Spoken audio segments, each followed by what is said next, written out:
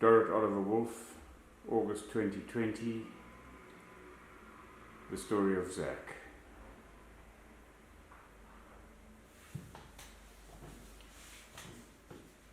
I would like to tell you a story. It's all about freedom.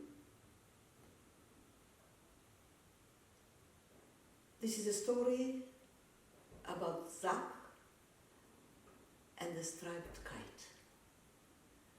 Zach was an 8-year-old little boy who, sadly, was in a concentration camp with his mum and many other people. This was a concentration camp for women, but as Zach was so very young, about 8, he was too young to be taken away from his mother, because once the children got a little bit older, they would be separated from the parents and put into a different part of the concentration camp and put to work. But Zach was very fortunate. He stayed with his mother and grandmother in the same barrack with about 25 or 30 other women. It was of course very boring and quite frightening for a young boy like this to be incarcerated, nowhere to play, no friends, and of course he spent a lot of time by himself just waiting for the mother who would be coming back after work. That was a long wooden building, and then there was another long wooden building. And between the two buildings, there was a little space there, just big enough for a little boy to hide, not to be seen, and to go daydreaming and playing and do things, have a bit of privacy. But of course, Zach wanted very, very much to build a kite. He remembered from the village where they came from that the bigger boys used to have kites and they would fly them and they were beautiful, and he would like to have one of those. But of course, in a camp like this, there was very little material, and of course it would be impossible to ask the guards, because he was lucky to be allowed to stay in the camp with his mother and be alive. But Zach decided that that's what he would like to do. And of course he was walking around trying to gather any pieces of material that he could build this imaginary kite that he would like to have. And for some reason, it was very lucky, he found 2 long pieces of wood. And of course this one, he then had to put it into a cross and then put the paper around it, but it was just big enough to have the skeleton of the kite. But of course he had no glue or nails or anything, and of course it was a problem. How is he going to make 2 pieces of wood into a cross? And when he went back, he said to his mother that he would need some kind of a string or anything. And one of the ladies, an old lady who was also in the same room with them, Mrs. Rosenberg, she had a cardigan on, and she undid, on the bottom of the cardigan, she undid a little bit so that she could pull about that much of the wool off her cardigan, and she gave it to Zach. But of course it was amazing, because he then managed to weave and make a cross, and he was weaving the piece of wood so that it was a very strong skeleton for the kite. But of course now he needed paper, and that again, there was no paper anywhere except there used to be near the office of the guards, sometimes they would have some newspaper thrown away. So he creeped around and he found some newspaper which he brought back to his little den, and he didn't have scissors or anything, so he tore a piece and tried to fit it onto the basic skeleton to make this kite. But it was a big problem, because how on earth is he going to be able to fix it to the piece of wood? And as he was sitting there and trying to figure out how it would be possible, suddenly a big shadow stood there between the two houses. And poor little Zach's heart was pumping. He was so frightened because he thought if one of the German guards would pick up what he was doing, he would obviously destroy it, and Zach could get punished for doing something which he didn't ask permission.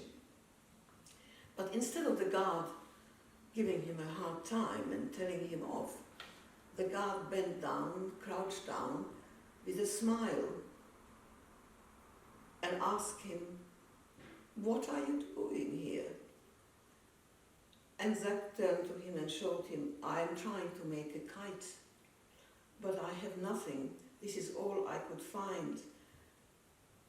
And also then, as Zach was looking up at that soldier, he noticed that it was a young boy, that this soldier couldn't have been older than maybe 16 or 17 years old.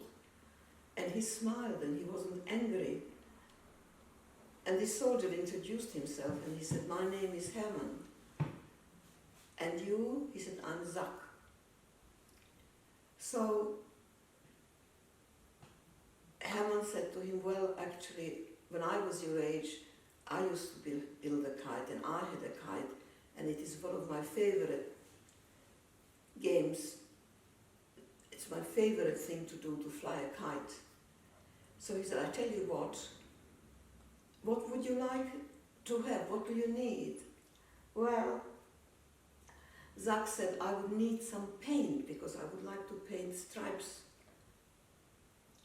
just like my outfit. And I need some glue," he said, "and perhaps I need a string. Don't worry, I know exactly what you need. I will help you build the kite, but please, you must not tell this to anybody. This is going to be our secret, because neither of us actually wants to get punished." Well, Zach was very, very happy. He hid the half-finished kite between the cracks of the wooden building so that nobody else could see it, and went back to his mum, very, very happy. And of course everybody in the whole room was surprised that little Zach was so excited and happy, but he couldn't tell anybody what happened. So he couldn't wait for next day. He got out, and at the same time Herman showed up again. And Herman bought him a little brush, a small tin of blue paint, and also he bought 2 colors of long ribbons, yellow and blue, and that was supposed to be on the tail, because each kite, obviously, kites have tails. Also he bought some, what it is, he brought, so he said, "We need some string, but I can't get it today, but I will try to get it for you. In the meantime," he says, "see what you can do with this. But I promise," he says, "the first chance I have, I'm going to bring some string so we can fly the kite." Zach was very busy painting the stripes, and it started to look really quite nice, very exciting. and he got a little bit of glue so he could glue the paper onto the pieces of wood, and it really looked quite amazing. It looked like a kite. When he was finished with the painting of the kite, he hid again in the same place the kite, but next day, to his greatest disappointment, Hermann didn't show up. And the day after, Hermann didn't show up again. But Zach was convinced that he must have a good reason, and he will come. He trusted that he would come back. On the third day, the same time as usual, instead of being by foot,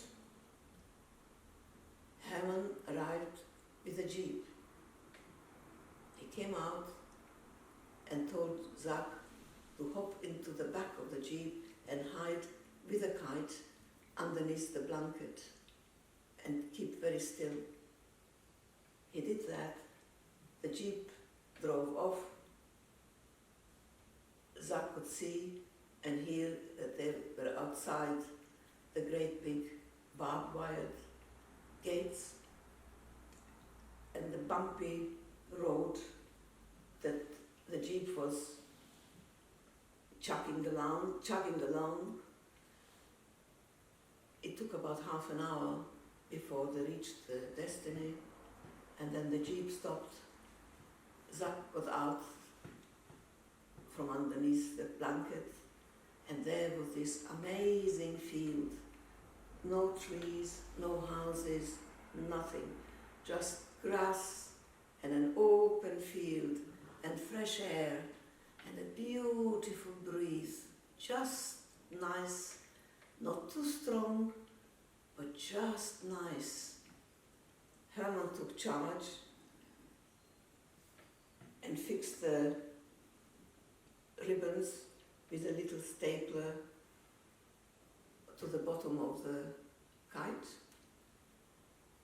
and then he took the bunch of a string and fastened it in the middle of the body of the kite, and lucky, a beautiful breeze just came, and as he was taller, he took charge of getting to fly the kite, for it to take.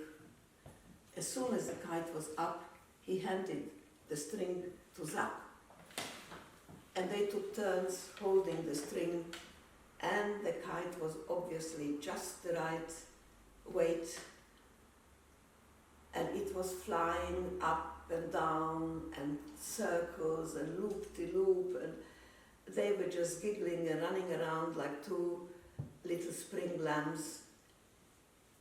Neither of them thought for a minute that they came from a completely different spectrum of this tragic situation. They were just two young boys enjoying the beautiful freedom of flying the kite. This went on for quite a while, and for the moment there was no concentration camp, there was no guards, it was complete freedom.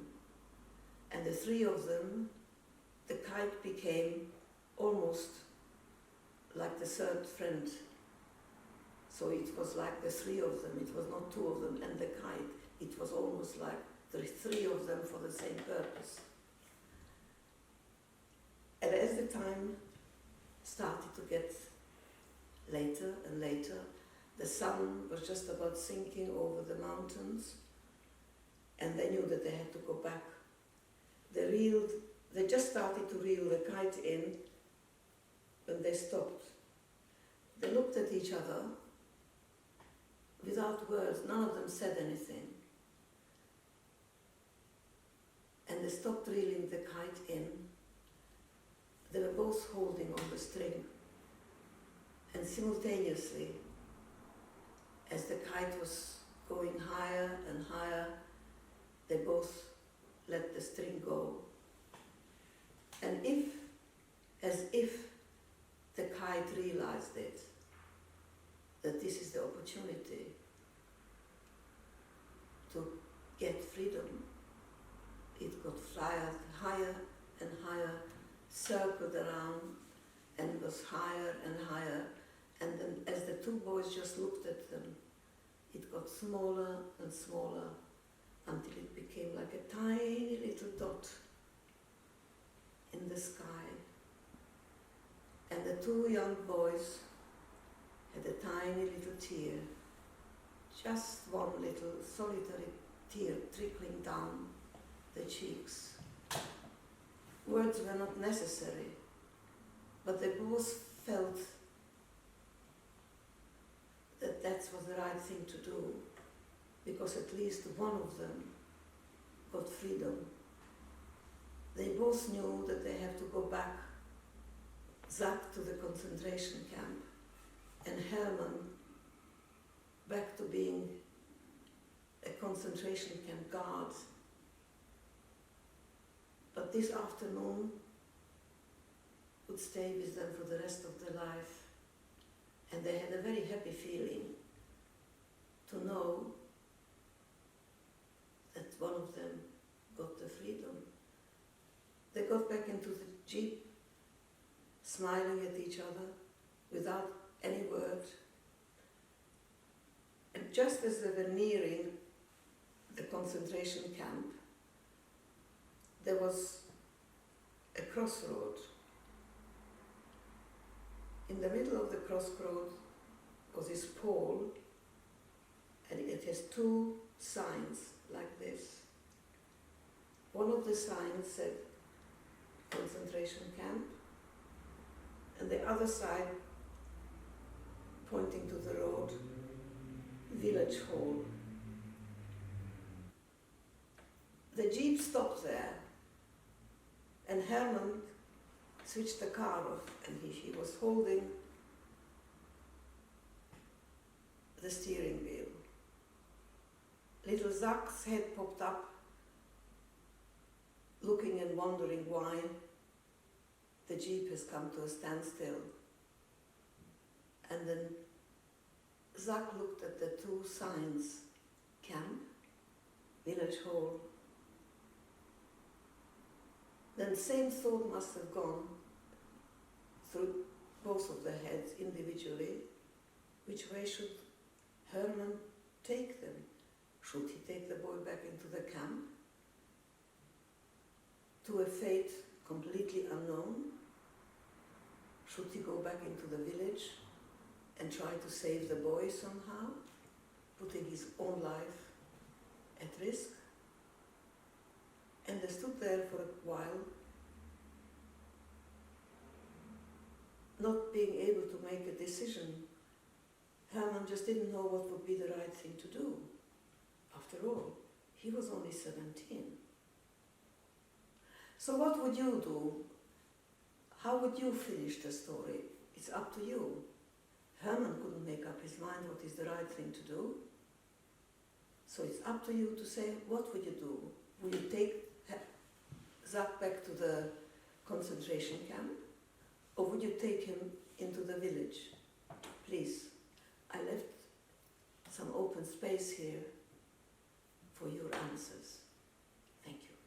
Hope you enjoyed the story, and I would love to know how you would